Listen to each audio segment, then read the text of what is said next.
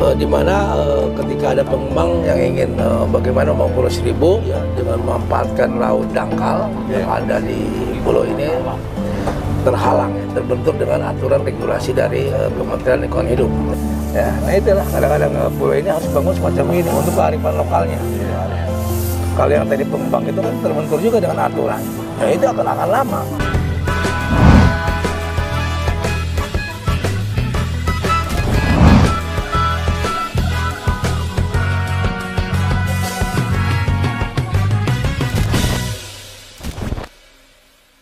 Sahabat Aspeksindo, kita akan melanjutkan podcast kita bersama Bapak Bupati Kepulauan Seribu, Pak Junaidi. Nah, kita akan khusus membahas terkait dengan sistem pengelolaan Taman Nasional yang selama ini sistem pengelolaannya itu dikendalikan oleh Kementerian Lingkungan Hidup. Nah, kita tentu perlu mendengarkan aspirasi dari bawah nih ya, karena ternyata sistem pengelolaan Taman Nasional ini dianggap kurang maksimal karena banyak pihak luar pengen masuk untuk mengelola Kepulauan Seribu ini menjadi sebuah pasar baru ya, industri baru, ekonomi baru di Kepulauan Seribu ini. Nah, seperti apa keinginan teman-teman dari Kepulauan Seribu ya, kita wawancara eksklusif bersama Bupati Kepulauan Seribu. Nah, Pak Bupati, dengar-dengar ini kan ada aspirasi nih dari warga Kepulauan Seribu ya, yang sempat disampaikan ke pemerintah Kepulauan Seribu juga terkait dengan Taman Nasional yang selama ini dikendalikan oleh Kementerian Lingkungan Hidup. Nah, menurut warga ya perlu ada peninjauan ulang karena ternyata sistem pengelolaan yang dilakukan oleh Kementerian Lingkungan Hidup kurang maksimal karena dari sektor bisnisnya belum disentuh. Nah, seperti apa ke aspirasi masyarakat sih di Pak Bupati terkait dengan Taman Nasional itu? Jadi begini, terkait dengan pengembangan kawasan Pulau Seribu ya, yang saat ini banyak kendala ya, karena adanya regulasi yang ada di pemerintah ya, baik pemerintah pusat maupun daerah, di mana regulasi ini yang merupakan roh untuk pengembangan Kepulauan Seribu. Jadi di mana Pulau Seribu ini ya, luas wilayah yang hampir luas wilayah kita ada 7.006,48 km ini dikuasai oleh Taman Nasional itu sekitar 107.489 hektar. Ya. Luas banget ya. Luas sekali ya Taman Nasional itu menguasai ya.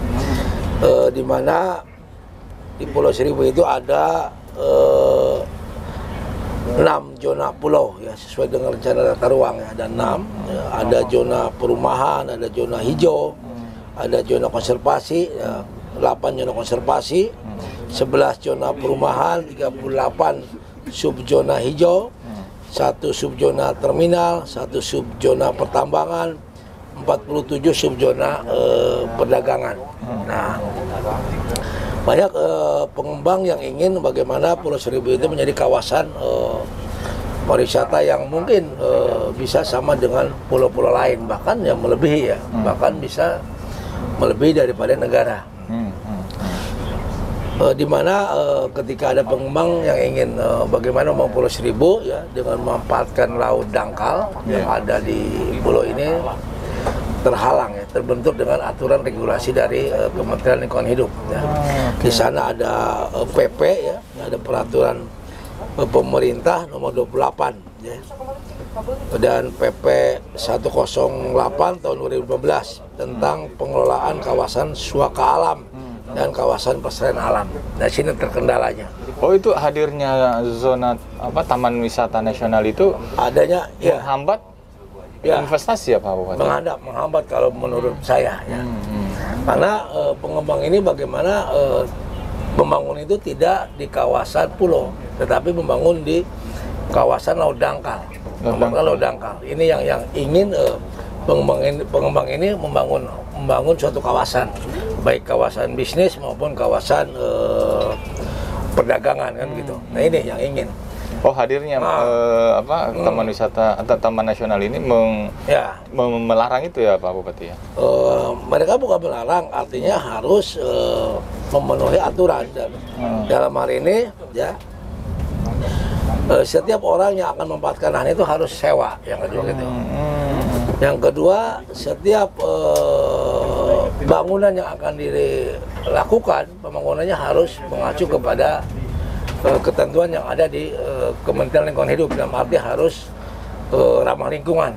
Nah itu ya mungkin tidak bisa harus pakai tembok cor-coran ya, tetapi harus memakai kayu ya, yang saat ini bagi pengembang ya sangat-sangat keberatan karena untuk mencari kayu yang orsinil yang tahan gitu ya. Itu ya sangat-sangat susah kan saat ini kan gitu. Nah itu. Nah terus Pemda sendiri ya tidak punya kewenangan. Gitu. Makanya itu harus ada koordinasi ya. Siap. Karena bisa sambil jalan kan. Di sisi lain ya kita harus menjamin kelestarian keanekaragaman kan yang ada di laut. Ya. Yang kedua bagaimana kita pun di sisi lain akan mengembangkan perekonomian kan begitu. Nah ini yang kita belum sinkron saat ini ya, nanti dari pihak pengembang ingin mengajukan hal itu kepada Kementerian Lingkungan Hidup. Ada rekomendasi yang mungkin nanti ada kemudahan untuk membangun suatu kawasan tersebut. Terkait dengan hal itu ada pengembang yang sudah mencoba ya ingin melakukan pembangunan.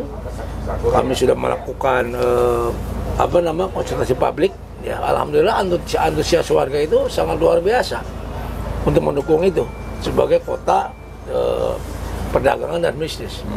Karena dampak dari hal itu ya bagi Pemda sangat diuntungkan. Kedua, Pemda DKI nanti punya lahan ya kan mereka kan hanya hak pakai kan begitu, hak pakai, hak miliknya tetap Pemda benar. Yang kedua dampak dari tenaga kerja ya, nanti beribu-ribu orang yang akan direkrut tenaga kerja. Yang ketiga dampak untuk Pemda adalah pendapatan asli daerah. Betul ya, luar biasa. Nah ini ya yang menjadi DKI mendukung ya kegiatan itu. Bahkan dalam hal ini Pak Gubernur sudah memberikan rekomendasi izin prinsip kepada pengembang tersebut gitu. Nah cuman di sisi lain istilah terbentur dengan aturan dari Kementerian Lingkungan Hidup dengan adanya peraturan pemerintah tadi yang nomor 28 ya tentang penguasaan konservasi suaka alam dan kawasan pelestarian alam itu ada PP nomor 28 dan PP 108 tahun 2015 ini ya yang menjadi kendalanya. Nah ini udah kita lempar ke tingkat kementerian. Bagaimana? Sudah pernah ada usulan untuk direvisi itu, Pak. Jadi pihak pengembang itu harus sewa dan harus mengikuti aturan yang ditentukan oleh mereka kan begitu. Nah, ini yang saat ini sedang dilakukan permohonan dari pengembang untuk bagaimana ada mungkin beberapa titik yang ada kemudahan gitu kan. Kalau semua harus mengacu kepada ramah lingkungan ya pengembang juga mungkin ya saat ini dengan kesulitan bahan baku kan tidak mudah ya, untuk mencari kayu yang orsinil ya, yang benar-benar ada ketahanannya bertahun gitu kan gitu. Nah ini yang saat ini sedang dilakukan diskusi permohonan dari pengembang tersebut. Namanya ada kegiatan kota negeri 1000 pulau. Oke. Itu program nasional. Negeri 1000 pulau itu kalau memang program andalanya. Ya nanti ada videonya mau Anda lihat ya. Sambil jalan Pak Bupati bisa nggak apa-apa ya? Sambil jalan kita. Ayo jalan. Ya sambil jalan. Kita sambil bincang-bincang Pak Bupati. Ini Pulau Untung Jawa ini masuk daerah itu Pak Bupati. Daerah masuk daerah selatan. Taman Nasional tadi enggak? Enggak, bukan. Oh, ini nggak masuk ya? Ada bagian juga, tapi sedikit, hanya pulau-pulau kalau sini. Oke. Ya. Nah, ini salah satu kearifan lokal. Kita taruh sini, apa namanya itu? Menaranya. Bagus. Iya. Biar kelihatan lebih besar. Bangunnya untuk areal dulu. Iya, jadi ini salah satu destinasi ya yang akan kita bangun berkolaborasi dengan stakeholder yang ada di kepulauan. Oh iya. Ini kita akan membangun suatu kawasan kampung Jepang. Oh, ini kampung Jepang rencana. Ya. Ya. Kampung Jepang itu kenapa? Ya, kenapa Jepang? Kenapa bukan China? Kronologisnya kampung Jepang. Ya. Karena di lokasi ini sudah ada pohon sakura. Pohon ada sakura. pohon sakura. Oh, dia bisa hidup di sini ya, Pak pohon Bupati? sakura itu konon ceritanya ditanam sebelum merdeka. Oh. Oleh diplomat Jepang. Nah, di sini taman sakura. Berarti dia bunganya itu apa? Akan tumbuh pada bulan Agustus. Bulan berapa? Oh, bulan Agustus. Ya, sebentar lagi. Ya, itu udah mulai kan. Nah, sama musim ini sama dengan di negara Jepang. Musim bunganya itu tumbuhnya. Nah, ini kita kerjasama dengan PT Pertamina bagaimana kita membangun kearifan lokal destinasi wisata yang ada di setiap pulau. Ini saya baru pertama kali kita bangun di Pulau Untung Jawa ini. Gitu. Memang harus diperbanyak event di sini. Diperbanyak setiap pulau ya harus ada ya. Nanti ada ikon apa yang yang kira-kira bisa dibangun. Ya mungkin orang bertanya kenapa kampung Jepang? Benar. Ya. Iya. Karena di sini sudah ada pohon sakura. Tinggal melengkapi kan? Iya. Nah, ini udah kami laporkan ke Pak Gubernur. Ketika pencanangan Hari HUT Jakarta, di mana lokasinya adalah di lokasi kampung Jepang yang sedang kita bangun. Nah, ini akan kita bangun, ya mungkin nanti menjadi suatu ikon ya, sebuah destinasi yang nanti mungkin kita bisa lakukan wisata malam. Kayak di Jimbaran Bali. Kayak di Bali ya. Karena di sini aksesnya ininya bisa 24 jam. Iya, benar. Tadi yang saya bilang lewat ke Tangerang. Kapalnya ke Tangerang gitu.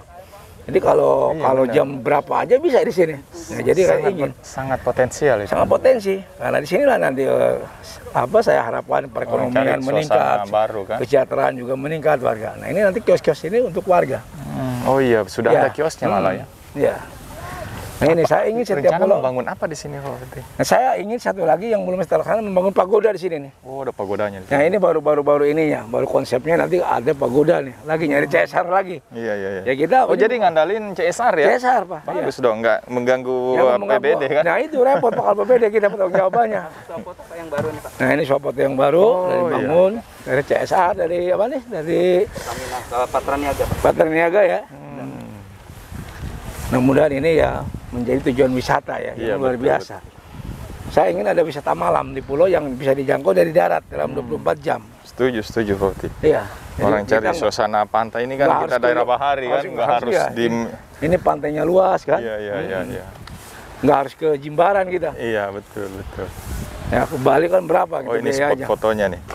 Ini dari Pertamina nih ya. Antigen, kawasan bebas senyum. Ayo kita foto dulu sini. Ayo. Sini, ayo foto.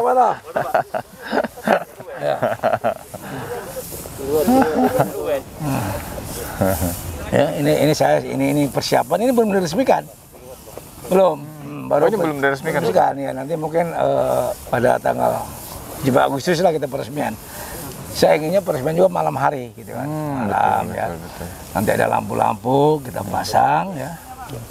Seperti apa ingin menarik daya tarik ya sebagai kawasan wisata pantai ya. Artinya pandemi ini jangan membuat kita berhenti ya Pak Bupati ya. Jangan kalau. Artinya justru karena pandemi kita harus persiapan ya. Jadi begitu udah terbentuk herd immunity di Jakarta ini. Iya, harus cepat langsung booming ya kan. Kasihan masyarakat kan tadi saya bilang. Jadi terbelenggu kan dengan ada pandemi begini, mereka alhamdulillah nanti kalau sudah orang pasti akan penasaran, di mana sih kampung Jepang ini kan begitu. Ini Pak Dewan Kabupaten. Oh siap, Pak Dewan. Pak Dewan ini ada. Pak Dewan. Selamat datang ke Jawa. Ini dapilnya beliau berarti nih. Dewan Kabupaten ya. Pak Rojali dulu ya, punya ganti Pak Rojali ya. Pak izin Pak naik ke atas Pak. Hah? Naik lagi? Di perahunya juga Pak. Oh iya. Duduk di perahunya lagi. Oh sini. Spot-spot foto nih. Sip. Oh ada namanya Dewan apa itu Pak? Dewan Kabupaten. Oh Dewan Kabupaten. Itu maksudnya konsultatif, bukan pilihan ini, bukan DPRD, bukan. Iya, tapi dia representasi dari partai juga. Oh ada begitu Pak Bupati? Iya. Dipilih ini juga? dari Golkar, ya enggak dipilih oleh warga sini juga. Tapi bukan DPRD, hanya lembaga konsultatif. Oh, konsultatif. Membantu pemerintah daerah. Nggak digaji sama negara? Gaji juga. Oh, digaji? Ada tunjangan. Oh. Enggak sebesar. Tapi wewenangnya beda ya? Beda, iya. Hanya membantu pemerintah daerah. Membantu pemerintah, nggak ada sidang-sidangnya dia? Nggak ada, ya. Ya ada, setiap kota ada perwakilan satu orang satu kecamatan. Kita ada 2 dewan kabupaten. Di kota ada 2 tergantung kecamatannya. Ada yang 6 anggota dewan mewakili kecamatan. Lembaga konsultatif. Itu cara menentukan jumlahnya dari mananya? Kecamatan, jumlah kecamatan. Oh jumlah kecamatannya, bukan jumlah pemilihnya. Bukan. Ya nanti dia. Oh jadi setiap kecamatan? Nah, 1 orang. Berarti kan di sini kan cuma 2 kecamatan ya? Iya. Berarti hanya ada 2? 2 orang.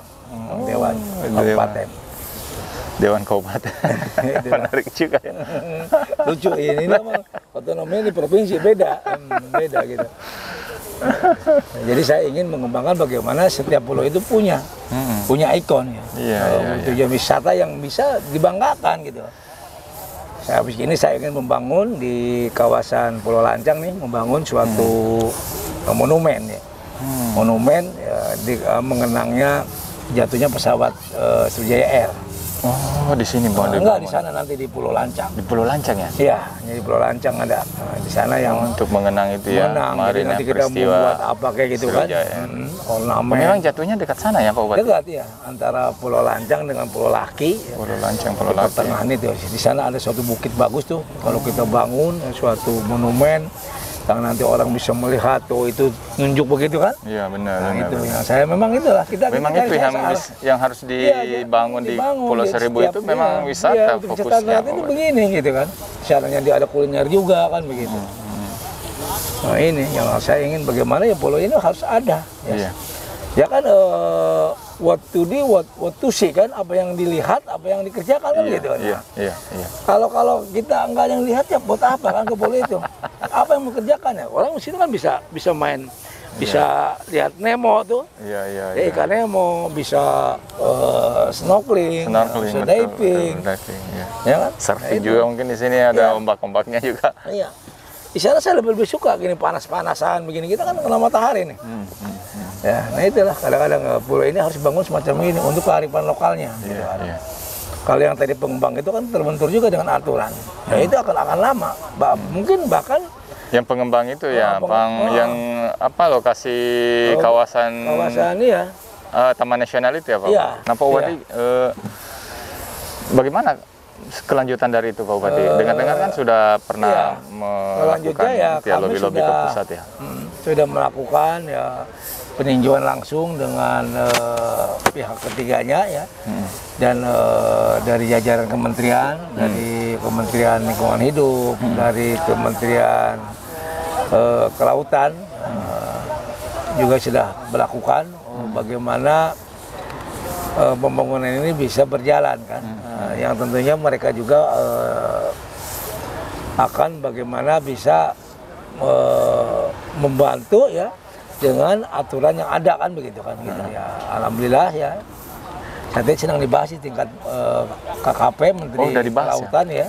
Oh itu KKP juga ya? KKP juga karena di sana kan kita ada DPL daerah ini Laut Dangkal itu ada juga. Pengelolaan ruang laut ya? Ya pengelolaan itu ada.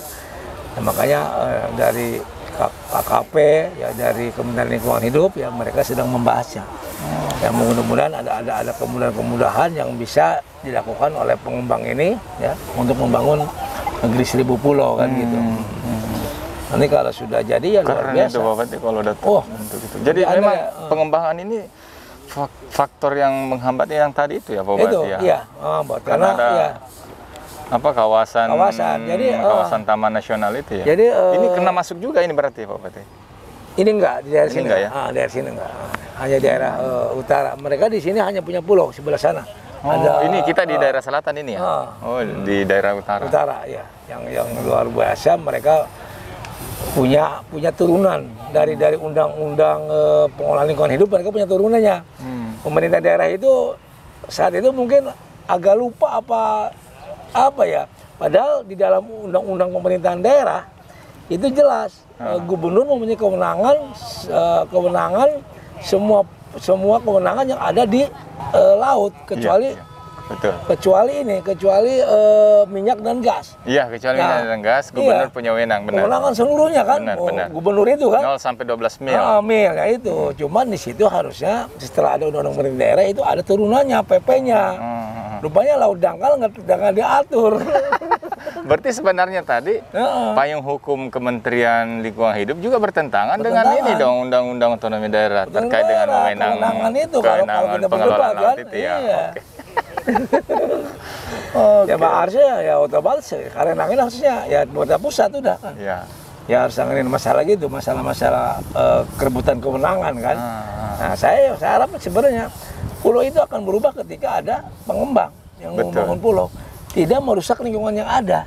Dengan dikasih aja catatan Pak Bupati kan, lu boleh bangun apa aja di sini yang jelas tidak merusak alam. Merusak alam, artinya dia pintar akan membangun laut dangkal itu yang saat ini ketika air laut surut itu seperti lapangan, Pak. Di daerah mana itu Pak Bupati? Di daerah Pulau Smackdown, terus daerah Kelurahan Panggang. Daerah utara itu ya? Ya, Gosong Pandan, terus Smackdown, Gosong Pandan, Karang Bongkok, ya, Karang Congkak. Saya sering, ketika saya di sana, saya sering melakukan ini kegiatan renang di sana. Ketika renang di sana, wah udah. Ketika pulang pun saya kadang-kadang kapal saya nggak bisa keluar. Karena dangkal itu didorong gitu. Itu ya.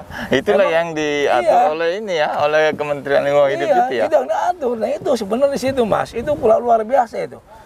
Gila itu luas sekali itu. Hampir bukan ratusan. Bukan puluhan hektar, ratusan hektar. Sampai ratusan hektar. Jadi yang akan dimanfaatkan oleh pengembang ini hampir seluas 700 hektar. Iya, coba bayangin. Saya juga kaget dulu, wah saya nggak percaya, benar-benar saya mencoba sore hari, kalau pas surut tuh, itu kayak lapangan luas begini, pasir putih semua. Jadi itu bukan reklamasi, bukan. Kalau reklamasi itu konsepnya laut dalam, kita uruk. Kalau itu enggak, udah ada laut dangkal ya kan, yang muncul tinggal ditoping. Iya. Bukan di ini kan, diuruk bukan kan gitu. Bukan jadi nggak merusak ya? Nggak merusak, kayak itu. Mereka sudah mengkaji bahwa itu ada kekuatan dibangun gedung ya minimal 3 lantai. Luar biasa kan? Oke. Luar biasa sebenarnya itu. Kalau itu maju bawa loh. Mana nih gambar ini ada nih. Nanti kita share Pak Bupati. Baik, sahabat Speksindo ya. Saya kira ini harus disampaikan ke pemerintah pusat terkait dengan aspirasi dari teman-teman pemerintah daerah juga dan tentunya dari masyarakat bahwa perlu ada ya pembagian ini kembali lagi ke persoalan mengembalikan wewenang ke pemerintah daerah karena rupanya dengan hadirnya kawasan Taman Nasional yang dikelola oleh Kementerian Lingkungan Hidup dan Kementerian Kehutanan dan Lingkungan Hidup ternyata menjadi kendala untuk investasi di teman-teman di daerah karena rupanya ada kawasan yang menarik untuk dijadikan sebagai kawasan industri pariwisata. Kita akan jumpa kembali di podcast selanjutnya. Ayo.